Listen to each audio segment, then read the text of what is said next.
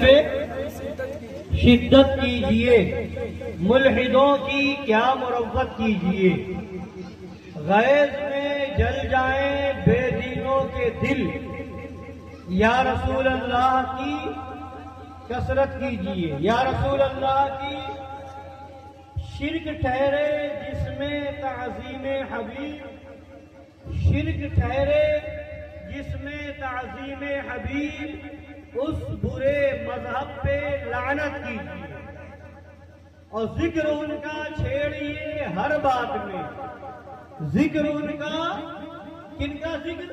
اپنے نبی کا ذکر، ذکر ان کا چھیڑیے ہر بات میں، چھیڑنا شیطان کا عادت کیجیے، چھیڑنا شیطان کا عادت کیجیے۔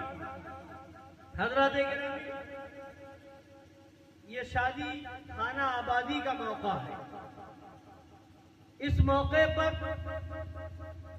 اس میلاد النبی صلی اللہ تعالی علیہ وآلہ وسلم کی محفل کا اہتمام کیا گیا ہے۔ یہ طریقہ ہم اہل سنت و جماعت یعنی سنیوں کا ہے کہ ہمارے گھر میں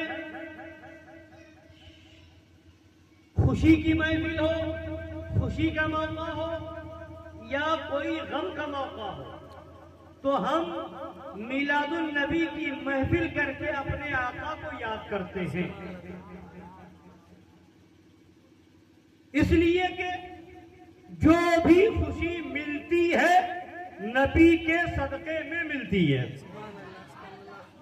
اور جو خوشی ملے گی نبی کے صدقے میں ملے گی، اور جو غم ہے وہ غم بھی بلا بھی دور ہوگی تو نبی کے صدقے میں دور ہوگی۔ سبحان اللہ، سبحان اللہ۔ تو ہم خوشی کے موقع پر بھی اپنے نبی کو یاد کرتے ہیں، غم کے موقع پر بھی اپنے نبی کو یاد کرتے ہیں کہ خوشی ملی ہے تو نبی کے صدقے میں، غم دور ہوگا تو نبی کے صدقے میں۔ اس لیے یہ مبارک موقع ہے، شادی خانہ آبادی۔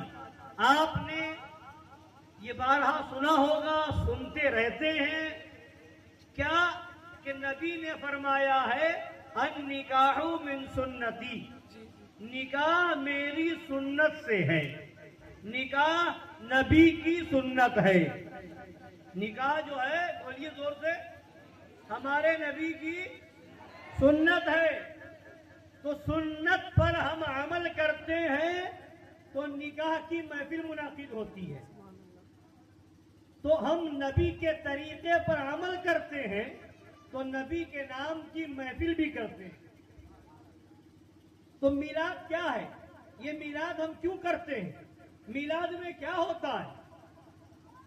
مگر آپ یہ جانتے ہیں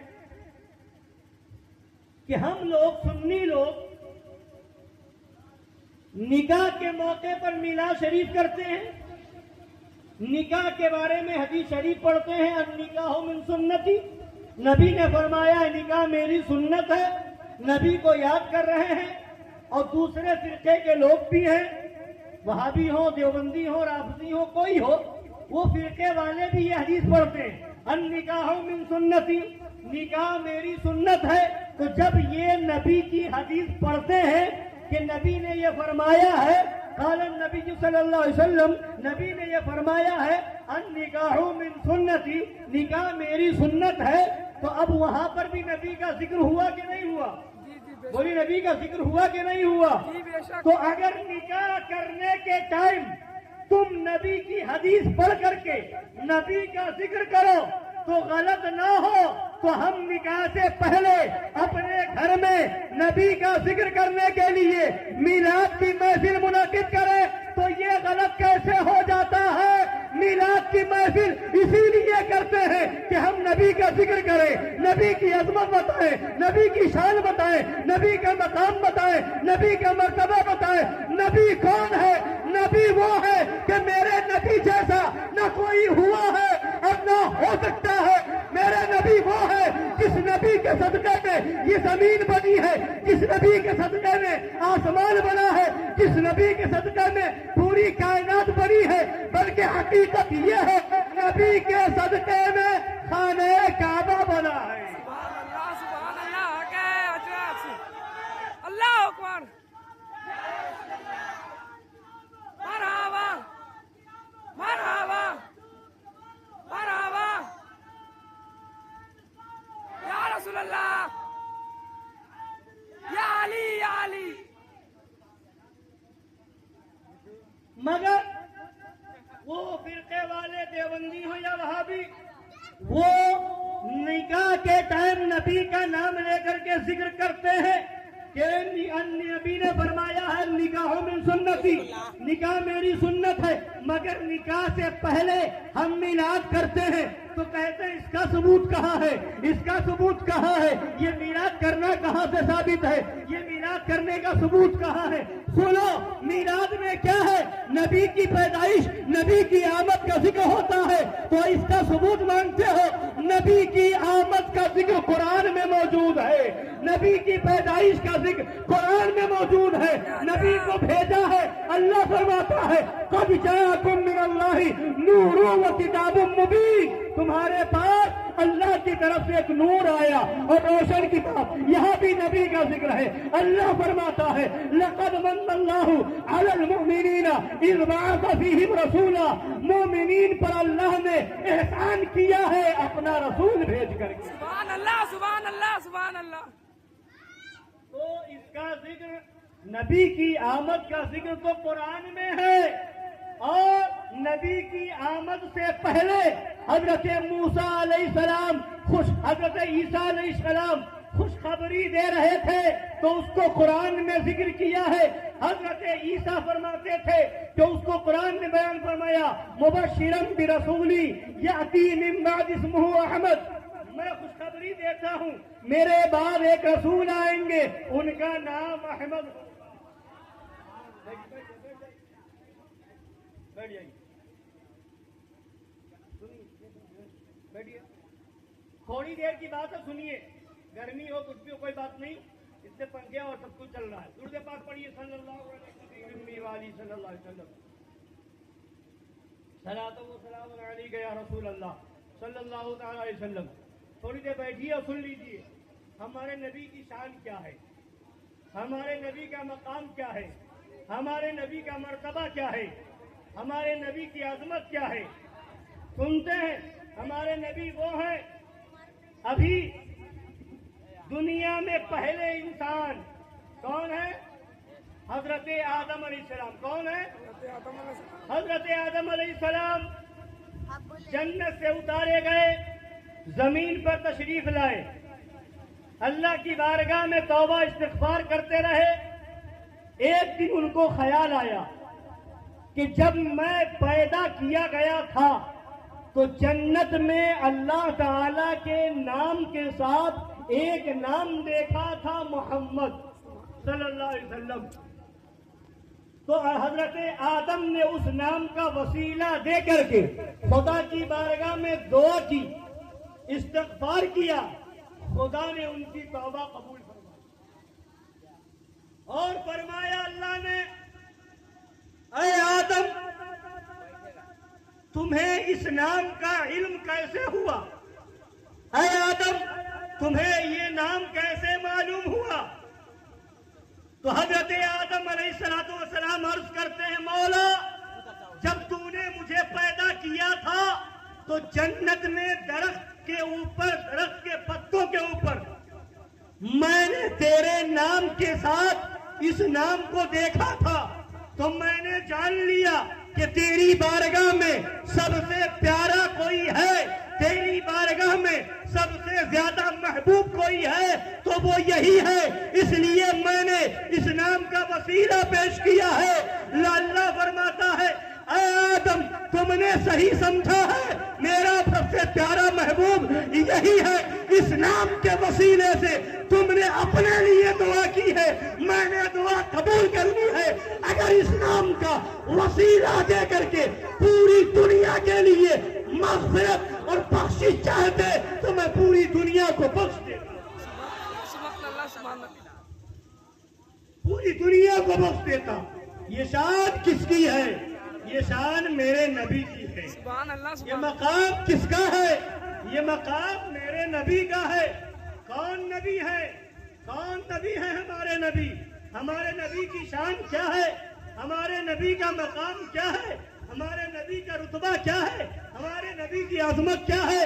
आला हज़रत फरमाते हैं, फर्श वाले तेरी शौकत का ओलू क्या जाने, खुसरवा अर्श पे उड़ता है फरेरा तेरा। खुसरवा अर्श पे उड़ता है फरेरा तेरा। सुनिए मेरे नबी की शान क्या है। मेरे नबी सल्लल्लाहु अलैहि वसल्लम की आमद से, नबी की पैदाइश से 1000 साल पहले एक बादशाह अपने लश्कर के साथ गुजर रहा है। किस जगह से? मदीना शरीफ होकर के। अभी नबी तशरीफ नहीं लाए। नबी की पैदाइश से 1000 साल पहले का मामला है। बादशाह गुजर रहे हैं, साथ में लोग हैं और उनके साथ में तकरीबन 400 आलिम हैं, 400 उलमा हैं। जब मदीना शरीफ रुके, ठहरे, तो वो सारे आलिम बादशाह के पास आए और आने के बाद कहा कि बादशाह सलामत, हम कुछ अर्ज करना चाहते हैं। कहा क्या कहना चाहते हैं? कहा कहना ये चाहते हैं कि हमें आप इजाजत दे दें कि हम इसी शहर में रह जाएं। हम इसी शहर में रह जाएं, हम यहाँ से कहीं ना जाएं। तो कहा वजह क्या है, सबब क्या है, यहाँ आप लोग क्यों रहना चाहते हैं? तो वो 400 आलिम जो थे उस जमाने में, उन लोगों ने कहा मैंने तौरेत किताब भी पढ़ी है, मैंने इंजील किताब भी पढ़ी है, और उन किताबों में आखिरी नबी के आने की जो निशानी पढ़ी है, और वो नबी पैदा कहीं और होंगे, उसके बाद हिजरत करके जिस शहर में आएंगे उस शहर की जो निशानी बताई गई है वो शहर यही है, वो यही मदीना शरीफ है। इसी शहर में हिजरत करके वो नबी आएंगे, लिहाजा हमें इजाजत दे दो कि हम इस शहर में उस नबी के इंतजार में अपनी जिंदगी गुजार लें। अभी नबी की आमद नहीं हुई, 1000 साल पहले की बात है। अब जब बादशाह ने ये सुना तो कहा ठीक है, हुक्म दिया इन 400 आलिमों का घर बनाया जाए। घर बनाया गया, 400 आलिमों के रहने का इंतजाम किया गया, शहर बसाया गया। और उसके बाद उस बादशाह ने एक खत लिखा, एक खत लिखा, और लिखने के बाद एक आलिम के हवाले किया। कहा कि जब आपके जमाने में वो नबी आ जाए तो ये खत उस नबी को दे दीजिए, और अगर आपके जमाने में ना आए तो आप अपने बाद अपने बेटे को वसीयत कर जाएं, उस बेटे के जमाने में नबी आ जाए तो वो खत नबी को पहुंचा दे। अगर उनके जमाने में भी ना आए तो वो अपने बेटे को कह जाए, उनके जमाने में भी ना आए तो वो अपने बेटे को कह जाए। इस तरह से चलते चलते ये सिलसिला जारी रहे, जब नबी आए तो ये खत उन तक। अब जमाना गुजरा, वक्त गुजरा, आलिम का इंतकाल हुआ, दूसरे उनके साहबजादे आए, उनका इंतकाल हुआ, उसके बाद आगे नस्ल बढ़ी। फिर 1000 साल के बाद मेरे नबी मक्कतुल मुकर्रमा में पैदा हुए। मेरे नबी वहां जलवा कर रहे, 40 साल की उम्र में नबुव्वत का ऐलान किया, और उसके बाद 53 साल की उम्र में मक्का शरीफ से हिजरत करके मदीना शरीफ आए। अब यहाँ लोग मौजूद थे, नबी का इंतजार हो रहा था। अब वो खत नबी की बारगाह में जब पेश किया गया, वो कौन लोग थे जिन्होंने पेश किया है, वो आलिम का खानदान कौन था? हजरत अबू अय्यूब अंसारी है, जिनके घर में मेरे नबी की ऊँटनी आकर के रुक। सुभान अल्लाह सुभान अल्लाह सुभान अल्लाह। جہاں میرے نبی کی اونٹنی آ کر کے رک گئی تھی وہ گھر حضرت ابو ایوب انصاری کا گھر تھا. اب وہاں خط نبی کو دیا گیا.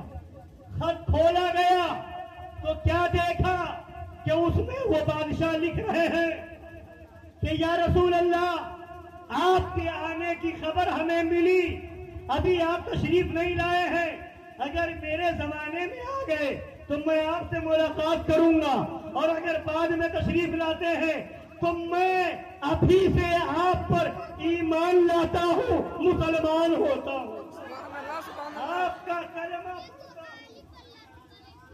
اور یہ خط دیا گیا, نبی نے پڑھا, نبی مسکرائے, ان کے لیے دعا کی. حضرت گرامی اب اس کے بعد مدینہ شریف میں نبی تشریف لے آئے. تو بتانے کا مطلب یہ ہے کہ وہ نبی ہیں ہمارے نبی جن کا ذکر توریت میں ہے, وہ نبی ہیں ہمارے نبی جن کا ذکر انجیل میں ہے, وہ نبی ہیں ہمارے نبی جن کا ذکر زبور میں ہے. میرے نبی جیسا نہ کوئی پیدا ہوا اور نہ ہی کوئی نہیں پیدا ہو سکتا ہے. میرے نبی کی طرح کوئی ہے ہی نہیں. میرے نبی کو اللہ نے بے مثل بنایا ہے, بے مثال بنایا ہے. سنیے, اب آگے سنیے اور بات سنیے. نبی نے نبوت کا یہاں اعلان کیا. حضرت ابو بکر صدیق تجارت کے لیے ملک شام گئے ہوئے ہیں. ملک شام پہنچے, ادھر وہ گئے, ادھر نبی نے اعلان فرمایا کہ میں نبی ہوں. اے مکہ والو ایک خدا کو مانو, اے مکہ والو ایک خدا کے آگے سر جھکاؤ, اور میں اللہ کا نبی ہوں, میرا کلمہ پڑھ لو. ادھر نبی نے اعلان کیا, مگر حضرت ابو بکر یہاں نہیں ہے, وہ تجارت کے لیے ملک شام گئے ہوئے ہیں.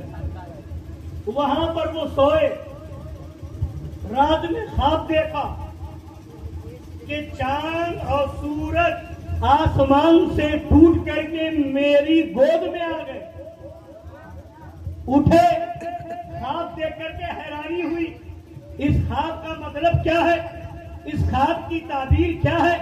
اس زمانے میں جو راہب ہوا کرتے تھے, حضرت عیسیٰ علیہ السلام کے دین پر جو ہوتے تھے, دنیا چھوڑ کر کے اللہ کی یاد میں مشغول ہوتے تھے, وہ راہب کہلاتے تھے. تو وہاں معلوم کیا تو ایک راہب گرجا گھر میں موجود تھے اور بہت بوڑھے ہو چکے تھے. ان کی آنکھیں بالکل پھنس گئی تھی, اوپر کا حصہ آنکھ کا بالکل آنکھ کے اوپر آ گیا تھا. وہ گرجا گھر میں رہتے تھے. جب انہیں پتا چلا تو یہ اپنا خواب لے کر کے پہنچے, راہب کے پاس پہنچے. تو راہب نے پوچھا حضرت ابو بکر صدیق سے, آپ کا نام کیا ہے؟ تو حضرت ابو بکر کا جو اصل نام ہے وہ عبداللہ ہے. کہا میرا نام عبداللہ ہے, میری کنیت ابو بکر ہے. کہا کہاں رہتے ہیں؟ کہا مکہ شریف میں رہتا ہوں, خانہ کعبہ کے قریب میں رہتا ہوں. کہا اچھا, یہاں کھجوروں کے پیڑ بہت ہے؟ کہا ہاں. یہاں پہاڑیاں بہت ہے؟ تو کہا پہاڑ یہاں بہت ہے. اس کے بعد کہا کہ اے ابو بکر قریب آؤ, قریب آئے. کہا کہ اگر آپ وہیں کے رہنے والے ہیں, آپ کا نام یہی ہے. کچھ چیزیں اور پوچھی, والد کا نام کیا ہے, آپ کا خاندان کون سا ہے, سب پوچھنے کے بعد کہا اگر ایسا ہی ہے تو اے ابو بکر صدیق سنو, جو ہم نے اپنی کتابوں میں پڑھا ہے کہ ایک آخری نبی پیدا ہونے والے ہیں, وہ مکہ مکرمہ میں پیدا ہوں گے. یا تو وہ نبی پیدا ہو گئے ہیں یا پیدا ہونے والے ہیں. اور سن لو, وہ نبی غالباً پیدا ہو گئے ہیں اور تم ان کے پہلے خلیفہ بنو گے, اور وہ نبی برحق ہے, آخری نبی ہے, اور میں ان کا کلمہ پڑھ کر کے مسلمان ہو رہا ہوں. سبحان اللہ سبحان اللہ. اللہ اکبر. یا رسول اللہ, یا رسول اللہ, یا فاطمہ, یا فاطمہ, فاطمہ, یا فاطمہ, یا حسن, یا حسین, یا حسن, یا حسین. या रसूल अल्लाह। अब हजरत अबू बकर सिद्दीक वहां से जब चले, मक्का शरीफ आए, नबी ने पूछा, नबी ने फरमाया, अरे अबू बकर देर क्यों कर रहे हो, ईमान ले आओ, कलमा पढ़ लो। हजरत अबू बकर अर्ज करते हैं, या रसूल अल्लाह, हर नबी मौजज़ा दिखाता है, आप भी कोई मौजज़ा दिखाएंगे? तो नबी फरमाते हैं, अबू बकर, मुल्के शाम में जो तुमने ख्वाब देखा, क्या वो मेरा मौजज़ा नहीं है? अरे अबू बकर, मुल्के शाम में राहिब ने जो तुम्हें ख्वाब की ताबीर बताई, क्या वो मेरा मौजज़ा नहीं है? जो सुन करके तुम यहाँ आए हो, क्या ये मेरा मौजज़ा नहीं है? तो इतना सुनना था, कदमों पे गिर गए, या रसूल अल्लाह, आप सच्चे, आपका खुदा सच्चा, आपका लाया हुआ दीन सच्चा, मैं कलमा पढ़ता हूँ और मुसलमान हो जा। इसलिए कि अभी वहाँ टेलीफोन का जमाना नहीं था, मोबाइल का जमाना नहीं था कि वहाँ से किसी ने बताया होगा, खबर दी होगी, किसी ने बताया नहीं, कोई आया नहीं, किसी ने खबर दी नहीं, मगर नबी बता रहे हैं, जो तुम ख्वाब देख रहे हो वो भी मुझे मालूम है, राहिब के पास जा रहे हो वो भी मुझे मालूम है, जो ताबीर बताई जा रही है वो भी मुझे मालूम है, लिहाजा ये सब मेरा मौजज़ा ही तो है। कलमा पढ़ लिया, मुसलमान हो गए। नबी का इल्म गैब देख करके हजरत अबू बकर मुसलमान हो रहे हैं। ये इल्म गैब है कि नहीं? कहाँ मुल्के साहब, कहाँ उनका ख्वाब, कहाँ उनकी बातें, और कहाँ मक्का शरीफ, नबी ने पूछे बगैर सब बता दिया। तो ये नबी का इल्म गैब है, बैठे हैं मक्का में, खबर दे रहे हैं मुल्के शाम की, ये मेरे नबी का इल्म गैब है। तो जो नबी का इल्म गैब है, उसे देख करके हजरत अबू बकर ईमान ला रहे हैं। मेरे नबी का मकाम क्या है? अब सुनिए, कुरान की मैंने एक आयत पढ़ी है, क्या फरमाया अल्लाह ने? मैंने जो आयत पढ़ी, या अय्युहल्लज़ीना आमनू ला तरफऊ अस्वातकुम फौका सौतिन नबी, ऐ ईमान वालों, अपनी आवाजों को मेरे नबी की आवाज पर ऊंची न करो। ये अदब किसका बताया जा रहा है? बोलिए, गौर से बोलिए। मेरे नबी की बारगाह का अदब कौन सिखा रहा है? अल्लाह सिखा रहा है, कुरान में है। कुरान को हम भी मानते हैं और वहाबी भी मानता है, मानने का दावा करता है। देवबंदी, राफजी, कादियानी, जितने अपने आप को मुसलमान कहलाने वाले, सब ये दावा करते हैं कि हम कुरान को मानते हैं, सब दावा करते हैं जी। तो कुरान में अल्लाह क्या सिखा रहा है? ऐ ईमान वालों, मेरे नबी की आवाज पर अपनी आवाज को ऊंची, वला तजहरू लहू बिलकौली कजहरी बअदिकुम लिबाद, और जैसे आपस में एक दूसरे से चिल्ला करके बुलंद आवाज में गुफ्तगू करते हो, ऐसे मेरे नबी की बारगाह में बुलंद आवाज में चिल्ला करके गुफ्तगू ना करो। ये हुक्म किसका है? अल्लाह का। बोलिए, किसका हुक्म है? अल्लाह का। अल्लाह का हुक्म है, कुरान में है। अब आगे अल्लाह क्या फरमाता है वो गौर से सुनिएगा और ईमान बचाइए। नबी की शान क्या है? हमारा अकीदा है, सारे नबी बरहक हैं। 1,24,000 कमोबेश या 2,24,000 कमोबेश नबी दुनिया में तशरीफ लाए। दूसरा आदमी जो नबी नहीं है वो किसी नबी के बराबर नहीं हो सकता। बोलिए, हो सकता है? नहीं। बोलिए, हो सकता है? नहीं। और मेरे नबी सारे नबियों से बेहतर, सारे नबी से अफजल, सारे नबी से आला, सारे नबी के नबी हैं। सबसे आला वो आला हमारा नबी, सबसे बाला वो आला, सारे अच्छों में अच्छा, समझिए जिसे है उस अच्छे से अच्छा। اونچوں میں اونچا سمجھیے کسے ہے اس اونچے سے اونچا کون دیتا ہے دینے کو منہ چاہیے دینے والا ہے سچا ہمارا نبی غم زدوں کو رضا مژدہ دیجیے کہ ہے بے کسوں کا سہارا وہ ہے ہمارے نبی تو کیا فرمایا نبی کی بارگاہ میں آواز اونچی بولیے زور سے یہ حکم اللہ کا ہے یہ بریلی شریف کا فتویٰ نہیں ہے یہ پیلی بھی شریف کا فتویٰ نہیں ہے یہ اجمیر شریف کا فتویٰ نہیں ہے یہ بغداد شریف کا فتویٰ نہیں ہے یہ اللہ کی کتاب کا فتویٰ ہے یہ قرآن کا فتویٰ ہے آواز اونچی نہ کرو اگر اونچی ہو گئی تو کیا ہوگا سزا کیا ہوگی تو آگے اللہ فرماتا ہے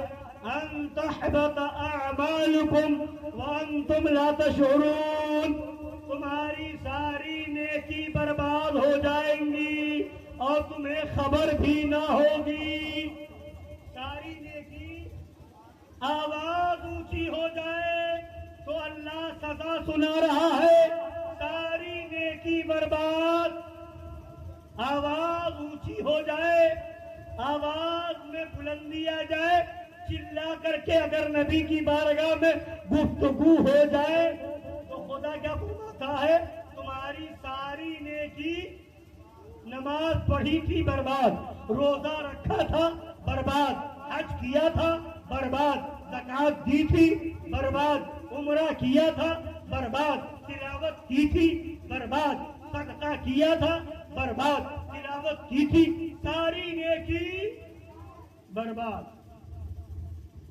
اب سنیے سزا یہ ہے اب آپ کو سنجیدگی سے سناؤں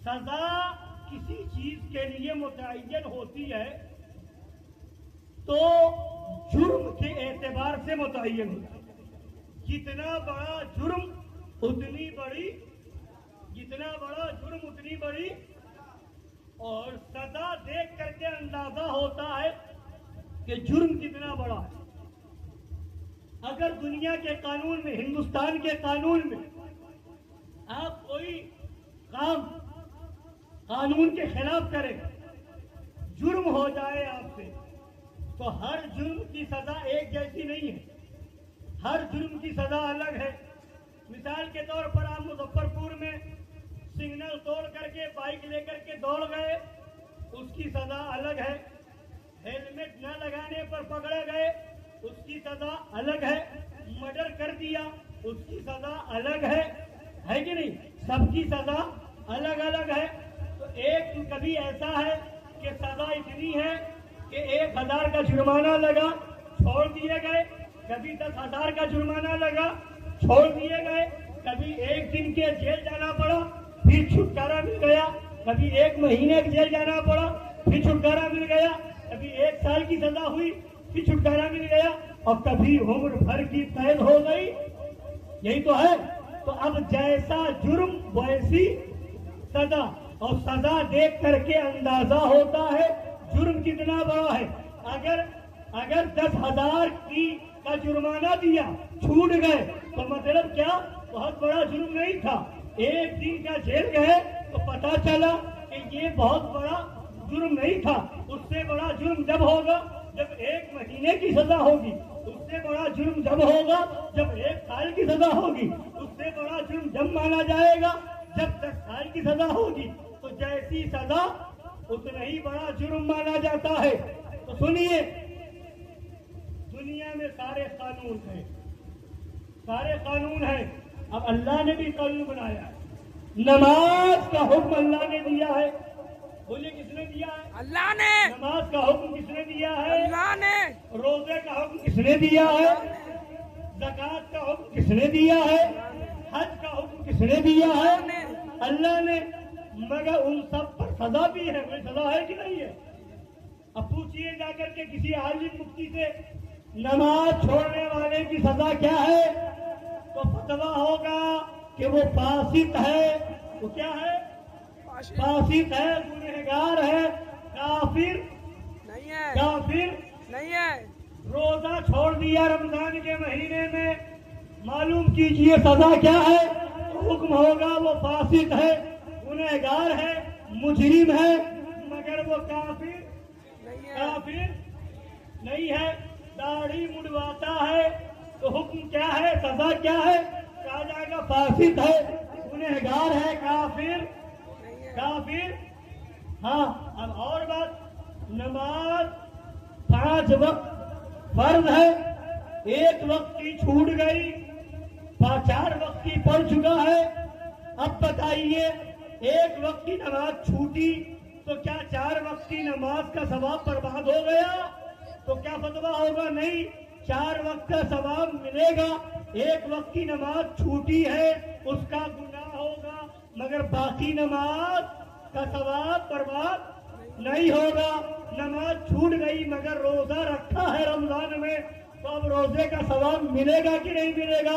तो जवाब मिलेगा कि हाँ, रोजे का सवाब मिलेगा, नमाज छोड़ने का गुनाह होगा। यही तो है। जी जी। मगर कोई ऐसा आदमी है कि 50-60 साल का हो गया, नमाज भी पढ़ता था, रोजा भी रखता था, हज भी करता था, ज़कात भी देता था, मगर आखिर वक्त में आकर के उसने अपना अकीदा खराब कर लिया और ये अकीदा बना लिया कि अल्लाह एक नहीं है, अल्लाह तो कई है। माज़ अल्लाह कोई ये अकीदा बना लिया, तो आप बोलिए उसकी नमाज काम आएगी? नहीं, रोजा काम आएगा? नहीं। हज काम आएगा? नहीं। ज़कात काम आएगी? नहीं। अब नमाज का सवाब गया, रोजे का सवाब गया, हज का सवाब गया, ज़कात का सवाब सब खराब हो गया, इसलिए कि वो काफिर हो गया। बोलिए क्या हो गया? काफिर हो गया। काफिर हो गया। तो पता क्या चला? आमाल बर्बाद कब होते हैं, नेकियां खराब कब होती हैं? जब कुफ्र हो जाता है, जब। और अल्लाह ने सजा क्या सुनाई? अगर नबी की बारगाह में आवाज ऊंची हो जाए तो सजा क्या है? सारी नेकी बर्बाद। तो पता क्या चला? नबी की बारगाह वो बारगाह है कि यहाँ और कोई बेअदबी करना तो बहुत बड़ी बात है, यहाँ आवाज भी ऊंची करने वाला काफिर हो जाता है। सुभान अल्लाह, सुभान अल्लाह, सुभान अल्लाह। आवाज भी ऊंची करने वाला काफिर हो जाता है, उसकी नेकी बर्बाद हो जाती है। अब यहाँ रुकिए, अभी आपने कहा था नमाज का हुक्म अल्लाह ने दिया है, रोजे का हुक्म अल्लाह ने दिया है, ज़कात का हुक्म अल्लाह ने दिया है, हज का हुक्म अल्लाह ने दिया है। ये सब हुक्म किसने दिया है? अल्लाह ने। और ये हुक्म कि नबी की बारगाह में आवाज ऊंची ना हो, ये हुक्म भी अल्लाह ने दिया। ये हुक्म भी अल्लाह ने दिया। मौला माजरा क्या है?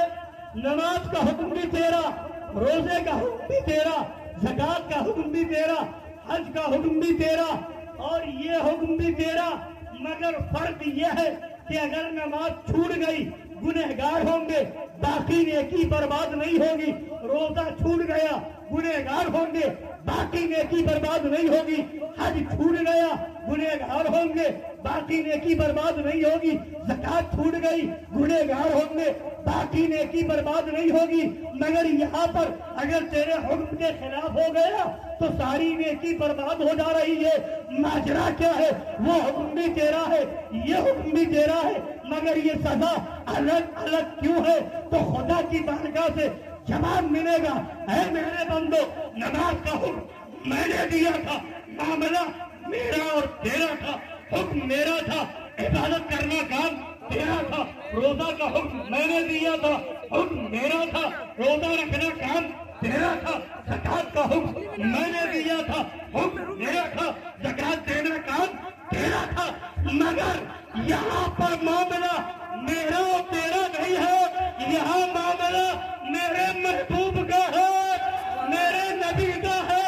नमाज छूट जाएगी माफ कर दूंगा, रोजा छूट जाएगा माफ कर दूंगा, ज़कात छूट जाएगी माफ कर दूंगा, हज छूट जाएगा معاف کر دوں گا، داڑھی مڈائے گا معاف کر دوں گا، میرے نبی کی بے ادبی ہو گئی تو نہ یہاں معاف کیا جائے گا نہ وہاں معاف کیا جائے گا۔ سبحان اللہ حق ہے حضرت یا رسول اللہ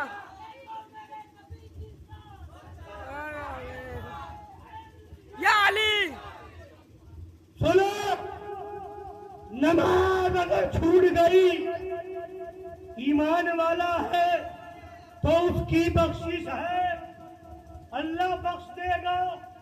روزہ چھوٹ گیا تو اللہ غفور الرحیم ہے، اللہ بخش دے گا۔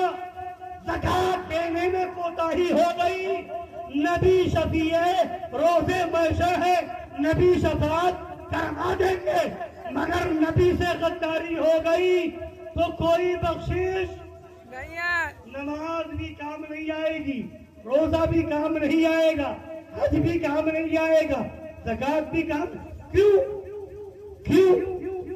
ایک ہوتا ہے قانون اور ایک ہے آئین، ایک ہے قانون اور ایک ہے آئین۔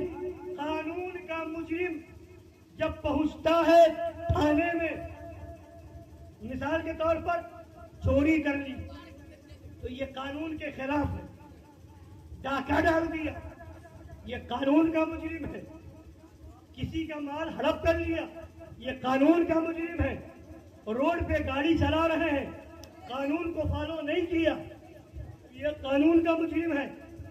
اگر پکڑ لیے گئے تھانے گئے تو وہاں کوئی سفارش کر دے گا، کوئی ڈی ایم ایس پی سفارش کر دے گا تو چھٹکارا مل جائے گا، مگر ایک آدمی ایسا ہے جو ہندوستان میں رہ کر کے پاکستان زندہ باد کہے گا تو وہ ملک کا غدار مانا جائے گا، جی بے شک وہ ملک کا غدار مانا جائے گا۔ غدار مانا جائے گا، رہتا ہے ہندوستان میں کہتا ہے پاکستان زندہ باد، یہ ملک کا غدار ہے۔ تو اب اگر وہ پکڑا جائے گا تو اس کو بچایا نہیں جائے گا، نہ کوئی ڈی ایم بچائے گا، نہ ایس پی بچائے گا، نہ تھانے دار بچائے گا، نہ اور کوئی عہدے والا بچائے گا۔ کیوں؟ وہ مجرم تھا اور یہ غدار ہے، تو غدار کو بچایا نہیں جاتا ہے، مجرم کو بچایا جاتا ہے۔ داڑھی اڑانے والا مجرم ہے، نماز چھوڑنے والا مجرم ہے، روزہ چھوڑنے والا مجرم ہے، زکات نہ دینے والا مجرم ہے، اور نبی کی توہین کرنے والا غدار ہے۔ سبحان اللہ حق ہے حضرت مجرم کو بخش دیا جائے گا، مجرم پہنچے گا کل میدان محشر میں تو کہیں غریب نواز آئیں گے، کہیں غوث اعظم آئیں گے، کہیں امام حسین آئیں گے، کہیں مولا علی آئیں گے، کہیں ابو بکر صدیق آئیں گے، کہیں فاروق اعظم آئیں گے، کہیں نبی آئیں گے۔ مولا معاف کر دے، یہ گنہگار تو ہے مگر میرا وفادار ہے، مگر کوئی غداری کر کے نبی کی توہین کر کے اگر مرا ہوگا، نماز بھی لے کے جائے گا، روزہ بھی لے کے جائے گا، حج بھی لے کے جائے گا، زکات بھی لے کے جائے گا، تو نہ غریب نواز بچائیں گے، نہ غوث اعظم بچائیں گے، نہ امام حسین بچائیں گے، نہ مولا علی بچائیں گے، نہ حضرت ابو بکر بچائیں گے، نہ نبی بچائیں گے۔ کیوں؟ اس لیے کہ یہ غدار ہے، اور غدار کے لیے جنت نہیں ہے جہنم ہے۔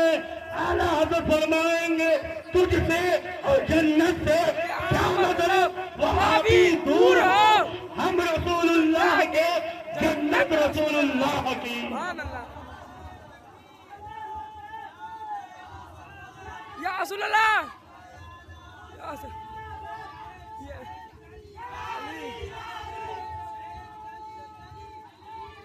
علی یا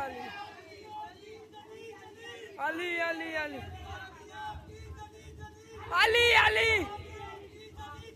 علی علی علی علی علی یا علی اللہ اکبر یا رسول اللہ۔ حضرات گرامی، آج کیا ہے بتائیے؟ میرے نبی نے فرمایا تھا، تھوڑی دیر سنیے، بہت اطمینان سے، بہت کام کی بات کر رہا ہوں. میرے نبی نے فرمایا تھا میری امت میں 73 فرقے ہوں گے. یہ حدیث ہر فرقے والا سناتا ہے. یہ حدیث، اس حدیث کا انکار نہ وہابی کر سکتا ہے، نہ دیوبندی کر سکتا ہے، نہ رافضی کر سکتا ہے، نہ قادیانی کر سکتا ہے، نہ تبلیغی جماعت والا کر سکتا ہے، نہ جماعت اسلامی والا کر سکتا ہے. ہر فرقے والا اس حدیث کو مانتا ہے. یہ حدیث ہے، نبی نے فرمایا میری امت میں 73 فرقے ہوں گے. کتنے؟ ایک فرقہ جنتی ہوگا، باقی سب جہنمی ہوں گے. صرف ایک فرقہ جنتی ہوگا. یہ کس نے کہا ہے؟ میرے باپ کی بات نہیں ہے، رسول پاک کی بات ہے. سبحان اللہ. ایک فرقہ جنتی ہوگا. تو جب ایک فرقہ جنتی ہوگا تو ایک ہی فرقہ صحیح ہوگا. جو جنتی ہوگا وہی صحیح ہوگا. جہنمی بھی صحیح ہو سکتا ہے. نہیں جہنمی صحیح ہوگا، نہیں. جو جنتی ہوگا وہی صحیح ہوگا. اور جو صحیح ہوگا وہی نبی کا وفادار ہوگا. سبحان اللہ. جو غدار ہوگا وہ صحیح نہیں، وہی جہنمی ہے. جی بے شک. بولیے ہے. اب لوگ یہ بہت آسانی سے کہہ دیتے ہیں کسی کو غلط نہ کہو، کسی کو غلط نہ کہو، کسی کو غلط نہ کہو. ہم کیسے فیصلہ کریں؟ ہم کیسے فیصلہ کریں کہ یہی صحیح ہے وہ غلط ہے، یہی صحیح ہے وہ غلط ہے، یہی صحیح ہے وہ غلط ہے؟ ارے ہم فیصلہ نہیں کر رہے ہیں، فیصلہ تو 1400 سال پہلے میرے نبی نے سنا دیا ہے. ہمارے نبی نے فیصلہ، سنا دیا. اب وہی نبی کا فیصلہ ہم بتا رہے ہیں. نبی نے فرمایا 73 ہوں گے، ایک جنتی، باقی سب. تو حدیث کو بھی نہیں مانو گے، نبی کی بات بھی نہیں مانو گے تو کیا مانو گے؟ کیسے مسلمان ہو؟ مسلمان نام اسی کا ہے. قرآن کو مانو اور نبی کی حدیث کو مانو، سب تو مسلمان ہو. اب سنیے، نبی نے فرمایا 73 ہوں گے، ایک جنتی، باقی سب. صحابہ موجود ہیں وہاں پر. صحابہ کرام پوچھتے ہیں یا رسول اللہ اس ایک فرقے کی پہچان بتا دیجئے جو فرقہ جنتی ہوگا. کہیے سبحان اللہ. اب صحابہ سے پوچھئے، اے مقدس صحابہ کرام کی جماعت، آپ نے ایک ہی کی پہچان کیوں پوچھی؟ باقی 72 کے بارے میں کیوں نہیں پوچھا؟ تو صحابہ کی جماعت جواب دے گی اس لیے کہ ہم جنتیوں سے ہمیں مطلب، جہنمیوں سے کیا مطلب؟ جہنمیوں سے کیا، تجھ سے اور جنت سے کیا مطلب؟ وہاں بھی تو جس سے مطلب ہے اسی کی پہچان پوچھیں گے. اپنوں کے بارے میں پوچھیں گے، غیروں کے بارے میں کیوں پوچھیں؟ جی بے شک. تو ایک کے بارے میں پوچھا، کس کے بارے میں؟ جنتیوں کے بارے میں. اور ایک بات اور ہے، اگر 72 کی پہچان پوچھتے تو میرے نبی 72 کی پہچان بھی بتا دیتے. میرے نبی 72 کی پہچان بھی بتا دیتے. ہمارا عقیدہ ہے کہ جو ہو چکا ہے اس کا بھی علم نبی کو، جو ہونے والا ہے اس کا بھی علم میرے نبی کو ہے. ہے کہ نہیں عقیدہ؟ بولیے. جی جی یہ بالکل. عقیدہ ہے نا. 72 کی پہچان بتاتے تو میرے نبی سب کی پہچان بتا دیتے. ہر ایک جہنمی فرقے کی پہچان بتا دیتے، اس کی یہ پہچان، اس کی یہ پہچان، اس کی یہ پہچان. مگر 72 کی پہچان کو یاد رکھنا مشکل ہوتا. بولیے، یاد رکھنا مشکل ہوتا کہ نہیں؟ 72 باتیں یاد رکھنا مشکل ہوتا.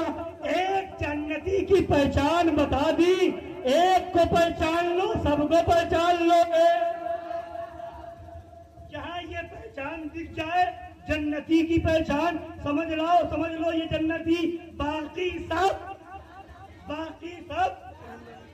تو نبی سے صحابہ نے ایک کی پہچان پوچھی، کس کی؟ ایک کی، جنتی کی۔ اب جنتی کو پہچان لو، جہنمی سمجھ میں آ جائیں گے۔ صحابہ نے پوچھا یا رسول اللہ اس ایک فرقے کی پہچان کیا ہوگی جو فرقہ جنت میں جائے گا؟ نبی نے ارشاد فرمایا ما انا علیہ واصحابی، اس ایک فرقے کی پہچان یہ ہے کہ اس کا عقیدہ، میرا عقیدہ، اس کا عقیدہ اور میرے صحابہ کا عقیدہ ایک ہوگا۔ جیسا عقیدہ میرے صحابہ کا ہے وہی عقیدہ اس جنتی فرقے کا ہوگا، وہی عقیدہ ہوگا۔ عقیدہ دیکھنا ہے تو اب اگر پہچاننا ہے کہ اس زمانے میں جنتی کون ہے، جہنمی کون ہے، تو آسان طریقہ ہے صحابہ کا عقیدہ معلوم کرو۔ ابو اٹھاؤ، بخاری اٹھاؤ، ترمذی اٹھاؤ، مسلم اٹھاؤ، نسائی اٹھاؤ، حدیث کی کتابیں اٹھاؤ اور اٹھا کر کے دیکھو کسی صحابی کا یہ عقیدہ ہو کہ نبی کو غیب کا علم نہیں، تو لاؤ بتاؤ، نہیں ملے گا۔ صحابی کا عقیدہ یہی ملے گا کہ نبی کو علم غیب، جی بے شک، صحابہ کا عقیدہ یہی ہے کہ نبی کو علم غیب۔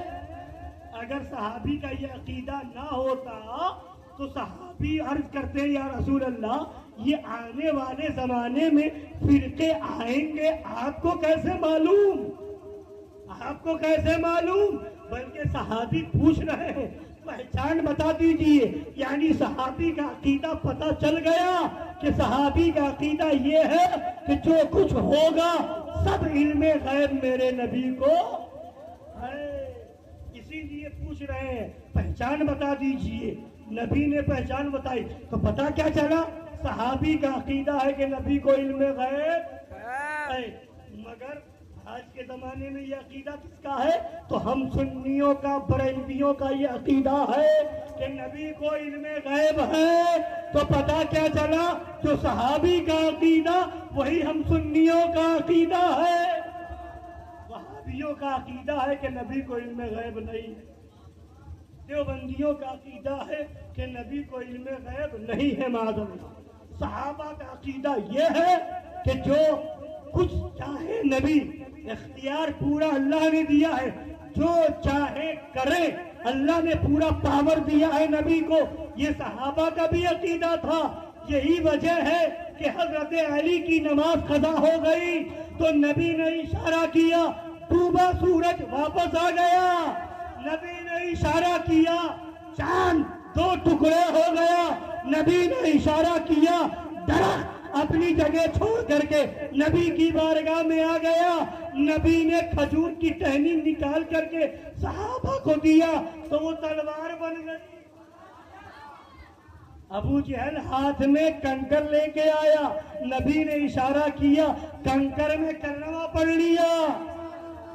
یہ نبی کا پاور تو ہے، یہ نبی کا اختیار تو ہے، یہ ہم مانتے ہیں، مگر دیوبندیوں، وہابیوں کا عقیدہ یہ ہے کہ نبی کسی کو کچھ نہیں دے سکتے، نبی کو کوئی اختیار نہیں، معاذ اللہ۔ اور یہیں تک نہیں، ان دیوبندیوں کا ایک عقیدہ یہ ہے کہ نبی پڑھنا نہیں جانتے تھے، نبی لکھنا نہیں جانتے تھے۔ یہ میں ایسی بات نہیں کر رہا ہوں، سب ثبوت میرے پاس ہے۔ سوشل میڈیا کا زمانہ ہے، پاکستان کا ایک دیوبندی مولوی ہے، اس نے یہ اپنے ویڈیو میں کہا ہے کہ نبی نہ پڑھنا جانتے تھے نہ لکھنا جانتے تھے۔ ارے عقل کا اندھا، نبی دنیا کو پڑھانے آئے تھے، نبی نہ ہوتے تو کوئی نہ کچھ جانتا۔ جس کو جو ملا ہے نبی کی بارگاہ سے ملا ہے،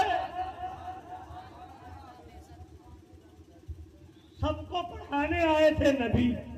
صدیق اکبر کو صداقت ملی نبی کی بارگاہ سے، فاروق اعظم کو عدالت ملی نبی کی بارگاہ سے، عثمان غنی کو سخاوت ملی نبی کی بارگاہ سے، حضرت طلحہ کو علم ملا نبی کی بارگاہ سے، عبداللہ ابن عباس کو علم ملا نبی کی بارگاہ سے، مولا علی کو علم ملا نبی کی بارگاہ سے۔ نبی کیسے ہے؟ انا مدینۃ العلم وعلی بابھا، میں علم کا شہر ہوں۔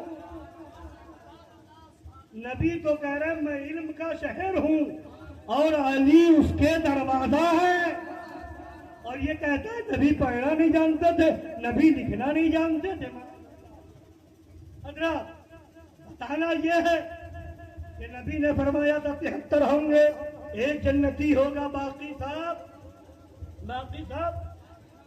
اب بتائیے اب لوگ کیا کہتے ہیں؟ ایسے مولانا کو بلاؤ جو جھگڑے کی بات نہ کرے،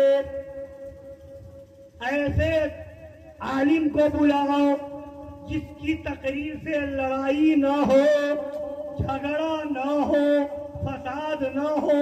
ہمارے علاقے میں سب رہتے ہیں، وہابی بھی ہے، دیوبندی بھی ہے، سنی بھی ہے، شیعہ بھی ہے، کوئی جھگڑے والی بات نہ ہو، کوئی جھگڑے والی بات، یہی تو لوگ کہتے ہیں نا۔ اور اگر کوئی ایسے کو بلا لیا جو کھل کر کے بات کرتا ہے، ایک ایک بات بتاتا ہے، تو کہتے ہیں اس سے جھگڑا ہو جائے گا، نہ بتاؤ۔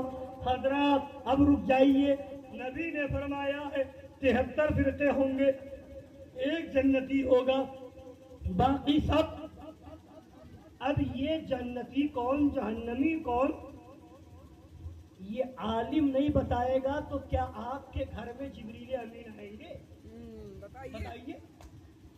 عالم نہیں بتائے گا تو آپ کے گھر میں کوئی فرشتہ آ کر کے بتائے گا؟ کون بتائے گا؟ مدرسے میں پڑھنے والا نہیں بتائے گا تو آپ کے وہاں کوئی اللہ کی طرف سے فرشتہ آئے گا؟ کون بتائے؟ یہ عالم کی ذمہ داری ہے۔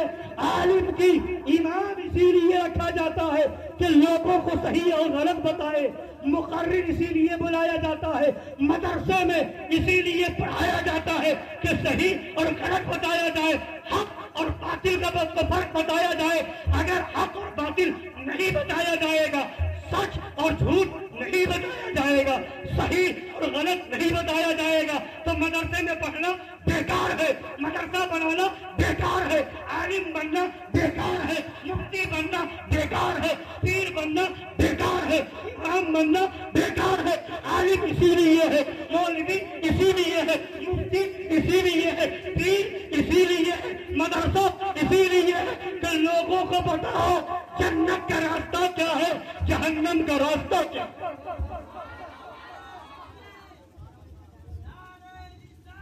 یا رسول اللہ زندہ باد۔ ارے اوپر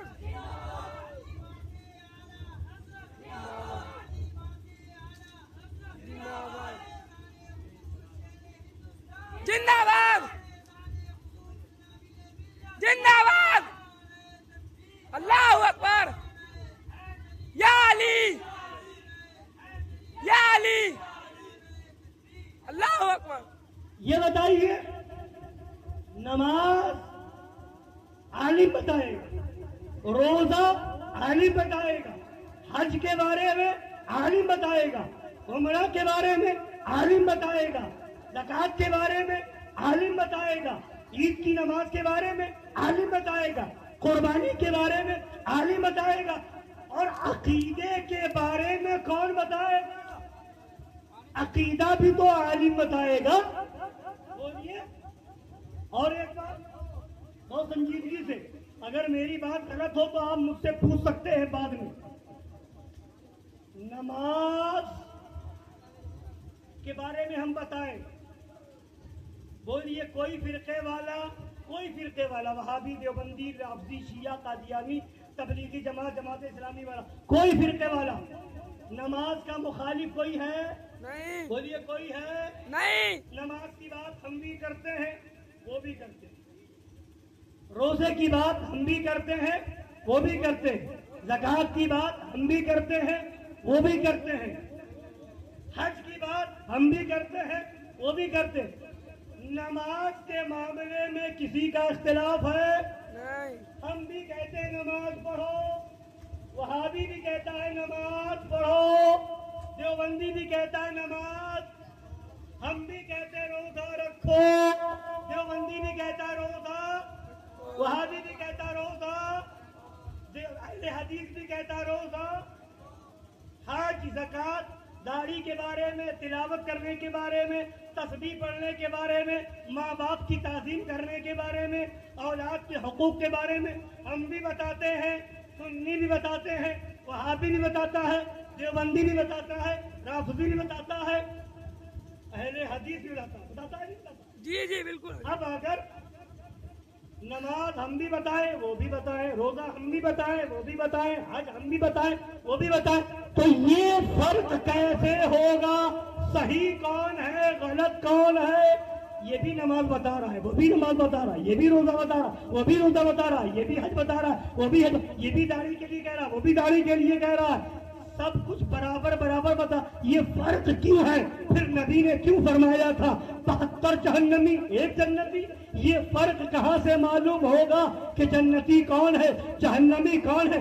पता चल गया कि लोगों को नमाज से पहले, रोजे से पहले, हज से पहले, ज़कात से पहले ये बताना पड़ेगा तुम्हारी नमाज सही कब होगी, तुम्हारा रोजा सही कब होगा, तुम्हारा हज सही कब होगा, ज़कात सही कब। जब ईमान बचेगा तो नमाज सही होगी, ईमान बचेगा तो रोजा सही होगा, ईमान बचेगा तो हज सही होगा, ईमान बचेगा तो ज़कात सही होगी।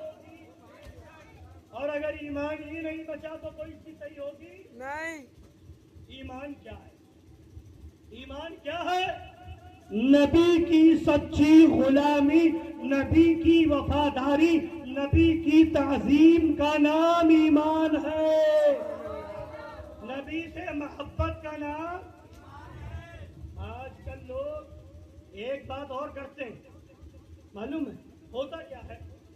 पब्लिक में देवबंदी मौलवी आए तो बहुत हंस के बात करेगा, अरे नमाज पढ़िए, रोजा रखिए, आइए, आपस में क्यों लड़ रहे हैं, ऐसा क्यों कर रहे हैं? जमात वाले आएंगे, तबलीगी जमात वाले, नहीं नहीं हम सब एक है, कोई बात नहीं, चलिए चलिए नमाज पढ़िए, छोड़िए आपस की बातें, कुछ नहीं। तो लोगों को बड़ा अच्छा लगता है, बड़ा अच्छा लगता है। और हम जब बताएं कि सही क्या है, गलत क्या है, तो लोग कहते हैं अरे ये तो झगड़ा करवा देगा, ये तो लड़ाई करवा देगा। मगर आओ हम बताते हैं, हिंदुस्तान में झगड़े की और लड़ाई की बुनियाद किसने रखी है?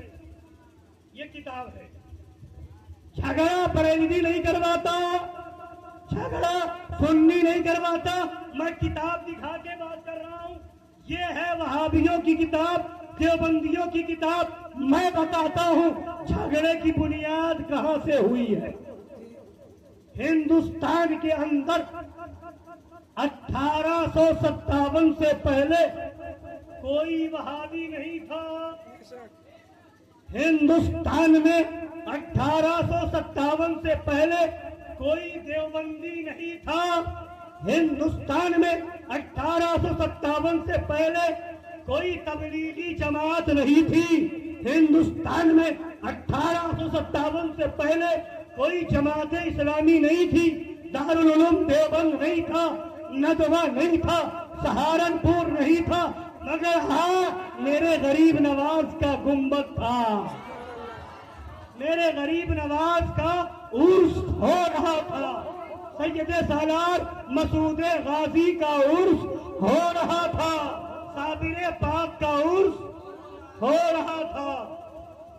ये बुजुर्ग मखदूम यहया मनी मखदूम बिहार का आस्थाना था, उनका गुंबद था, उनका उर्स था। मगर हिंदुस्तान में 1857 से पहले कोई न वहाबी था, न देवबंदी था, न कोई तबलीगी जमात थी, न जमात इस्लामी थी।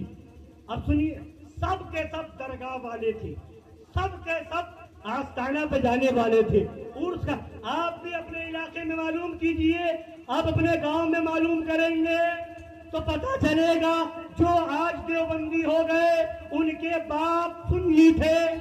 अगर बाप सुन्नी नहीं तो दादा जरूर सुन्नी था। बोलिए थे कि नहीं?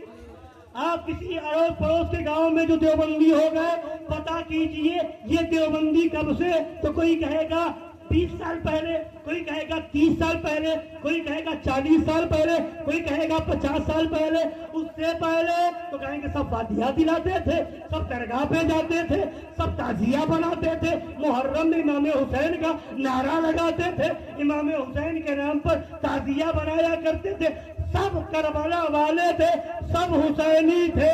پتہ کیا چلا کہ جو تعزیہ والے ہیں، جو درگاہ والے ہیں، جو عرس والے ہیں، یہ نئے مذہب والے نہیں، یہ پرانے مذہب والے ہیں، یعنی سچے اسلام والے ہیں۔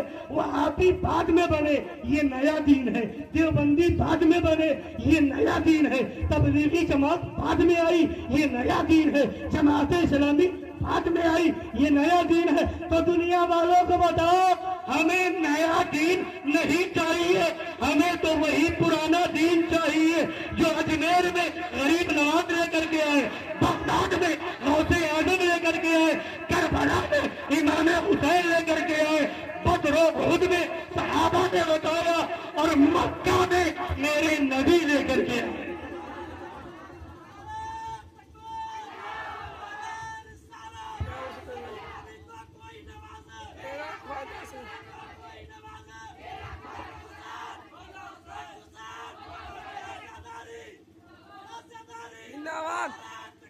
اللہ کو یا رسول اللہ۔ سنیے، یہ جھگڑا کیوں ہوا؟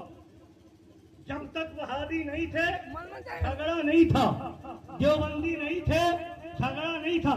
ہندوستان میں سب سے پہلے وہابی کا نام اسماعیل دہلوی ہے۔ ہندوستان کے اندر سب سے پہلے وہابی کا نام، بولیے نام لیجئے۔ یہ کتاب ہے، ہمارے گھر کی نہیں ہے، یہ کتاب چھپی ہے زکریا بک ڈپو دیوبند سہارنپور، لکھنے والے کا نام مولانا اشرف علی تھانوی۔ کتاب ان کے گھر کی ہے، اپنے گھر کی بات نہیں بتا رہا ہوں۔ سنیے، سب سے پہلا وہابی ہندوستان میں اسماعیل دہلوی۔ کون ہے؟ اس کی کتاب کا نام ہے تقویت الایمان۔ کیا نام ہے؟ تقویت الایمان۔ اب کتاب جب تک نہیں لکھی گئی تھی، ہندوستان میں کوئی جھگڑا نہیں تھا، صرف دو فرقے والے تھے، ایک شیعہ ایک سنی، صرف دو فرقے تھے ہندوستان میں۔ 1857 سے پہلے ہندوستان میں صرف دو فرقے، شیعہ سنی۔ شیعوں کی مسجدیں الگ، شیعوں کا قبرستان الگ، شیعوں کا علاقہ الگ، شیعوں کی نماز الگ، شیعوں کی اذان الگ۔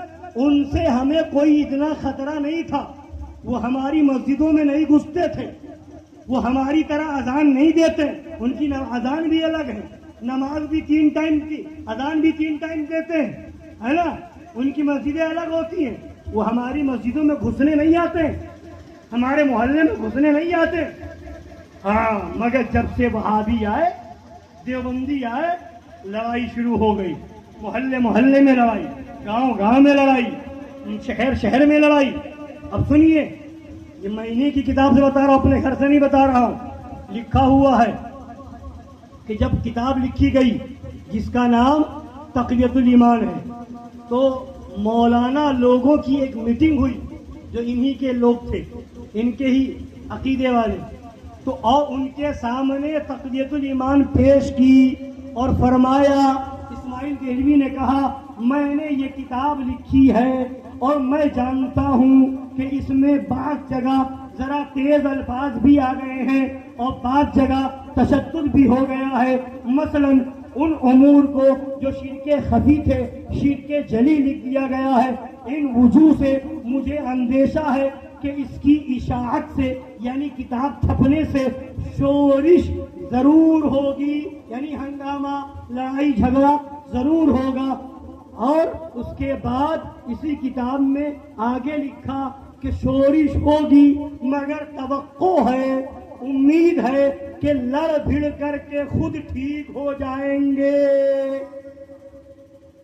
کتاب لکھی گئی تقویت الایمان، لکھنے والا مولوی اسماعیل دہلوی لکھ رہا ہے اس کتاب کے چھپنے کے بعد لڑائی ہوگی، جھگڑے ہوں گے، مگر ہاں لوگ لڑ بھڑ کر کے ٹھیک ہو جائیں گے۔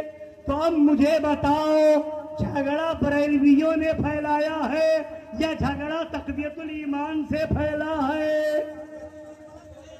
لکھنے والا خود کہہ رہا ہے کتاب چھپنے سے جھگڑا ہوگا، لڑائی ہوگی، مگر لوگ لڑ بھڑ کر کے ٹھیک ہو جائیں گے۔ مگر مجھے بتاؤ، اس وقت سے لے کر کے آج تک لڑ بھڑ کر کے لوگ ٹھیک ہو گئے؟ نہیں۔ کبھی سنا جاتا ہے مظفر پور میں لڑائی ہو گئی، کس کی؟ سنی اور دیوبندی کی۔ کبھی پٹنہ میں لڑائی ہو گئی، کس کی؟ وہابی اور سنی کی۔ کبھی کہا جاتا ہے کہ یو پی میں لڑائی ہو گئی، لکھنؤ میں ہو گئی، تو کانپور میں ہو گئی، تو یہاں ہو گئی، وہاں، ہر جگہ۔ تو پتہ کیا چلا؟ اور لڑائی کیوں نہیں ہوگی؟ وجہ خود لکھ دیا ان مولوی نے، دیوبندی مولوی نے، کہ تقویت الایمان کے چھپنے سے لڑائی ہوگی۔ اور کیوں ہوگی؟ اس لیے ہوگی کہ اس کتاب میں لکھا ہے نبی مر کر مٹی میں مل گئے۔ سبحان اللہ رب العالمین۔ بولیے کیا آپ اس کو مان لیں گے؟ نہیں۔ بولیے مان لیں گے؟ اس کتاب میں لکھا ہے جس کا نام محمد یا علی ہے وہ کسی چیز کا مالک و مختار نہیں، معاذ اللہ۔ کیا آپ یہ مان لیں گے؟ اس کتاب کے اندر لکھا ہے نبی اپنی بیٹی فاطمہ کو جہنم سے نہیں بچا سکتے، معاذ اللہ رب العالمین۔ کیا آپ یہ مان لیں گے؟ بولیے۔ اسی کتاب میں لکھا ہے کہ غیب کا علم اللہ ہی کو ہے، نبی کو غیب کی کیا خبر، معاذ اللہ رب العالمین۔ کیا آپ یہ عقیدہ مان لیں گے؟ نہیں مانیں گے۔ ہمارا عقیدہ یہی ہے کہ نبی کو علم غیب ہے، ہمارا عقیدہ یہی ہے نبی کل بھی زندہ تھے، آج بھی زندہ ہے۔ ہمارا عقیدہ یہی ہے جو چاہے نبی کل انہوں نے کیا، جو چاہے آج اپنی قبر پاک سے، مزار پاک سے اشارہ کر دے وہ ہو جائے گا، اور جو ہو رہا ہے وہ نبی کے اشارے ہی سے ہو رہا ہے۔ تو ہم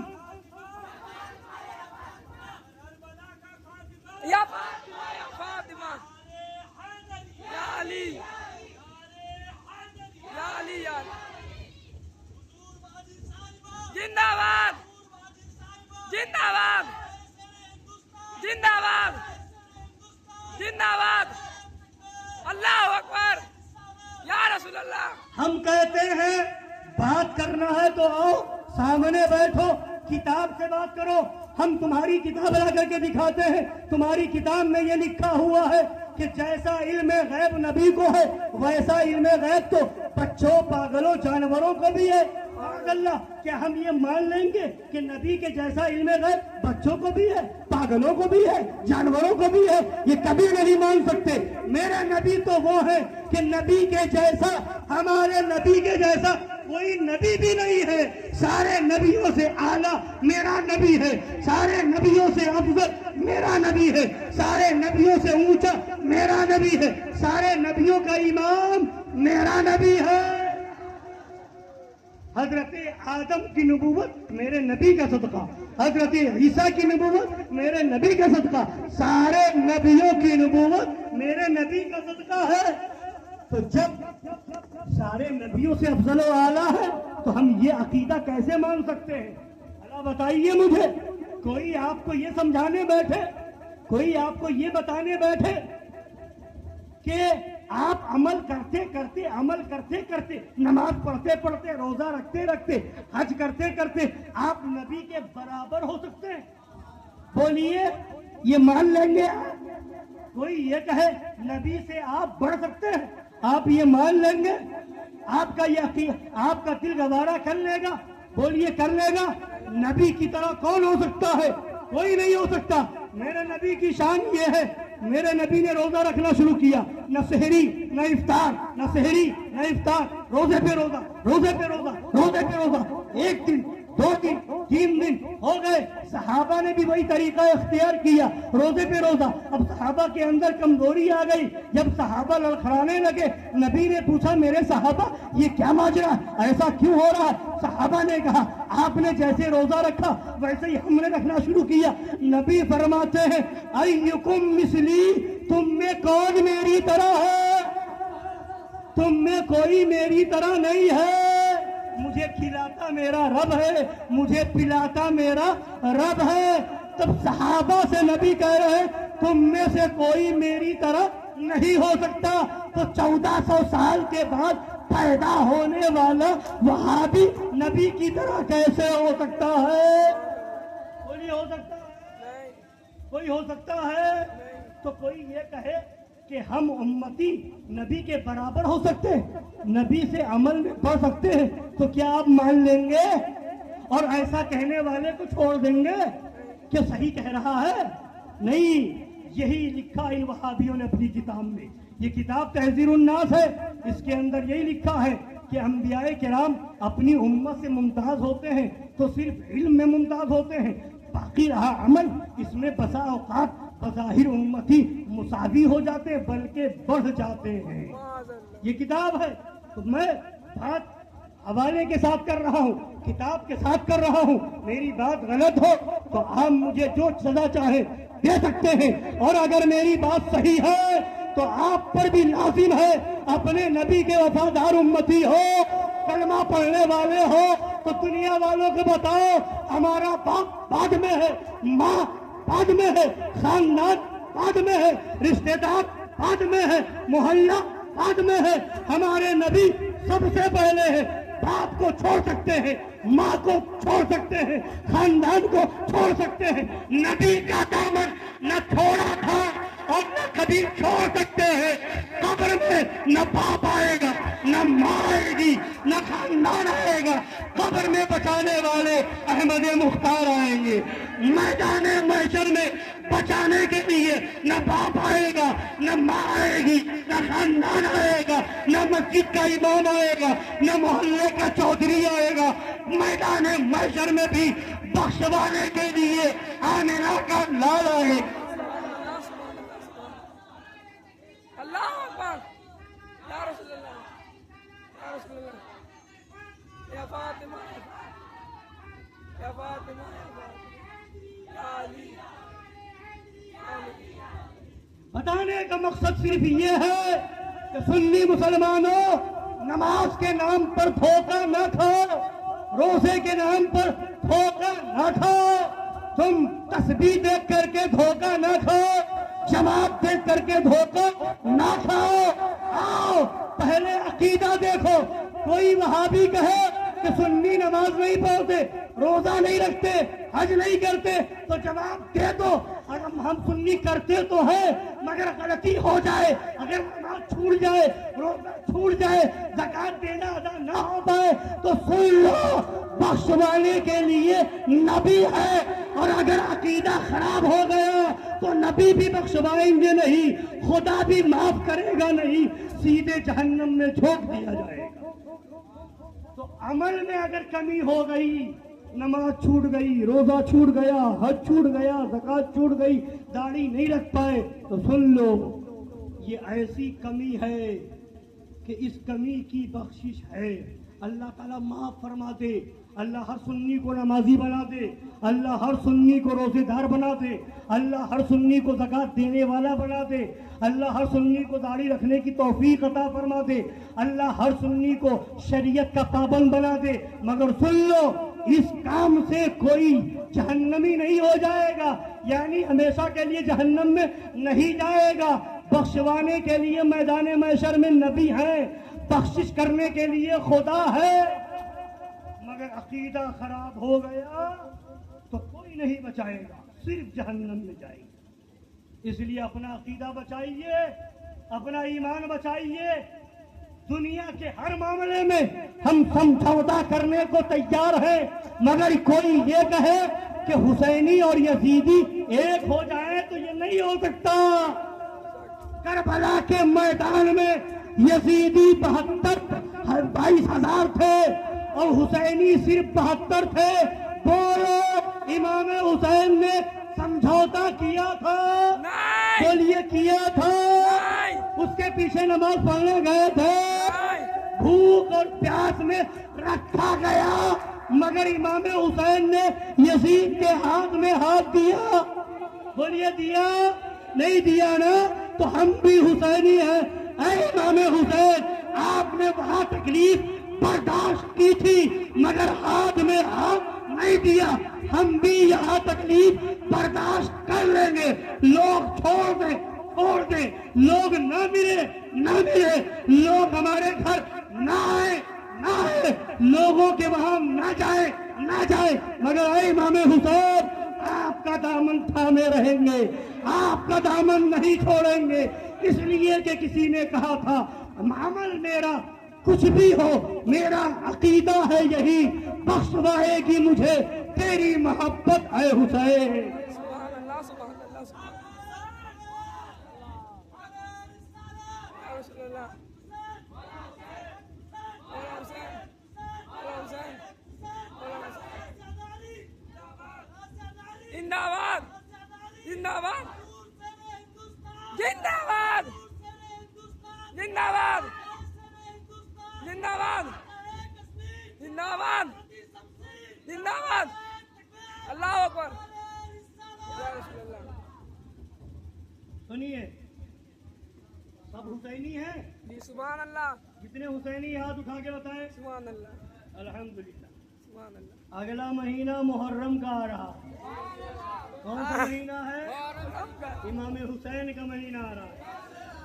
بولیے سبیل لگائیں گے امام حسین کے نام پر, بے شک فردیاں دلائیں گے, بے شک شربت بنائیں گے, بے شک. اور ہو سکے تو امام حسین کے روضے کی طرح تعزیہ بھی بنا کر کے رکھیں گے سبحان اللہ. بے ادب شک کے ساتھ, جی بے شک ہے نا. جی جیسا روضہ امام حسین کا ویسے ہی بنا کر کے روضہ تعزیہ رکھیں گے انشاءاللہ, اور اس کا ادب کریں گے, بے ادبی نہیں کریں گے, ہے نا.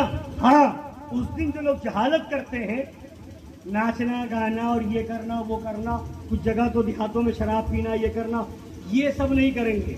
امام حسین کے نام کا نعرہ تو لگائیں گے, یا حسین تو کریں گے, اس لیے کہ یا حسین کرنے سے ہمارے اندر طاقت بھی آئے گی, ہمت بھی آئے گی, اور انشاءاللہ اس نعرے کے صدقے میں ہمارا بیڑا بھی پار ہو جائے. پار ہوگا, ہے نا. اب سب حسینی ہے الحمدللہ, بولیے حسینی ہے, جی بے شک امام حسین کے ماننے والے ہیں. جی. اب میں ایک کتاب سے ایک سوال اور ایک جواب سنانے جا رہا ہوں, اور اس میں آپ سے پوچھوں گا کہ یہ لکھنے والا حسینی ہے کہ یزیدی, بتانا آپ کو ہے. بہت غور سے سنیے گا. سوال ہوا محرم میں عشرہ وغیرہ کے روز شہادت کا بیان کرنا مع اشعار و روایت صحیحہ یا بعض ضعیفہ بھی, ونیز سبیل لگانا, چندہ دینا اور شربت دودھ بچوں کو پلانا درست ہے یا نہیں؟ درست ہے. یہ سوال ہوا اس کے اندر, اس کتاب کے اندر یہ سوال. اب اس کا جواب سناؤں؟ جی بے شک. اب اس کا جواب سنیے. جواب: محرم میں ذکر شہادت حسین علیہ السلام کرنا اگرچہ بروایات صحیحہ ہو, یا سبیل لگانا, شربت پلانا, یا چندہ سبیل اور شربت میں دینا, یا دودھ پلانا, سب نادرست اور تشبہ روافض کی وجہ سے حرام ہے. معاذ اللہ معاذ اللہ. سب کو حرام لکھ دیا.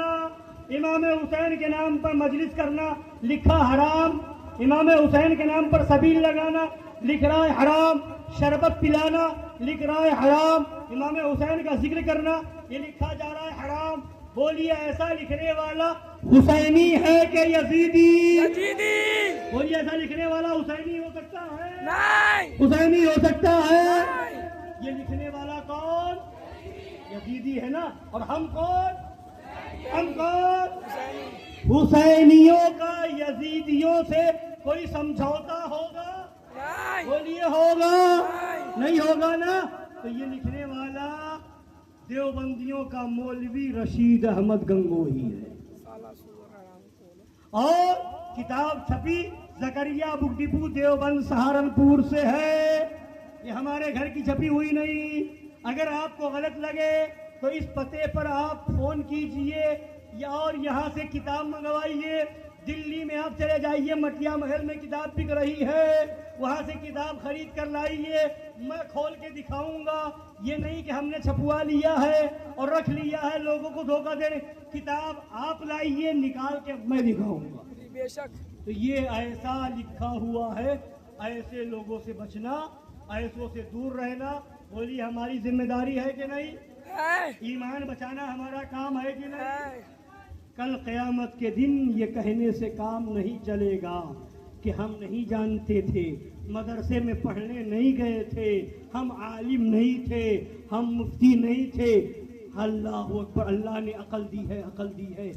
دنیا کے معاملے میں تم سبزی خریدنے جاتے ہو, دنیا میں جا کر کے آپ جو ٹماٹر خریدتے ہیں, 10 روپے کا ٹماٹر لیتے ہیں, خوب دیکھتے ہیں, اٹھا کر کے دبا ہوا تو نہیں ہے, پلا تو نہیں ہے, ٹائٹ ہے کہ نہیں ہے. ٹائٹ ٹماٹر ہوتا ہے تو لیتے ہیں, پلا ہوتا ہے تو دبا ہوا ہوتا ہے تو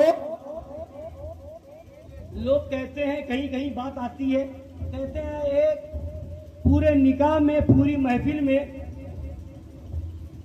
ارے مائک صحیح چل رہا تھا, ہاں, لوگ کہہ دیتے ہیں کہ پوری محفل میں ایک کوئی دیوبندی آ گیا, ایک وہابی آ گیا تو کیا فرق پڑے گا؟ ایسا ہو گیا تو کیا ہوگا, ویسا ایک آ گیا تو کیا ہوگا؟ سب تو سنی ہے, ایک سے کیا خرابی ہوتی ہے؟ سنیے, ایک ہی ٹماٹر سارے ٹماٹر کو خراب کر دیتا ہے. آپ 1 کلو ٹماٹر خریدیے, 10 ٹماٹر بالکل ٹائٹ ہو اور 1 ٹماٹر بالکل سڑا ہوا ہو, اور اس کو لا کر کے گھر میں رکھ دیجئے حفاظت سے. بیچ میں سڑا ہوا ٹماٹر ہو اور چاروں طرف ٹائٹ اور خوب اچھے ٹماٹر ہو.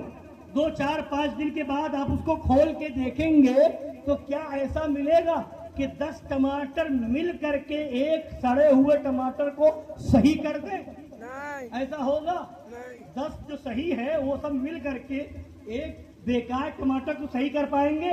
نہیں. وہ جو 10 ہیں, 10 مل کر کے ایک سڑے ہوئے ٹماٹر کو صحیح نہیں کر پائیں گے. ایک جو سڑا ہوا ہے وہ 10 کو خراب کر دے گا. اس لیے سنی ہو تو پکے سنی رہو, حسینی ہو تو پکے حسینی رہو. جب ایک پلپلا سڑا ہوا ٹماٹر 10 ٹماٹر کو خراب کر سکتا ہے تو بدبودار وہابی پورے خاندان کو بھی خراب کر سکتا ہے. ایک دیوبندی خاندان کو خراب کر سکتا ہے. اگر چاہتے ہو 10 ٹماٹر تمہارے صحیح بچ جائیں تو سڑے ہوئے ٹماٹر کو نکالو, کوڑے کے اندر اور کچرے کے اندر ڈال دو, نالے میں ڈال دو, 10 ٹماٹر بچ جائیں گے.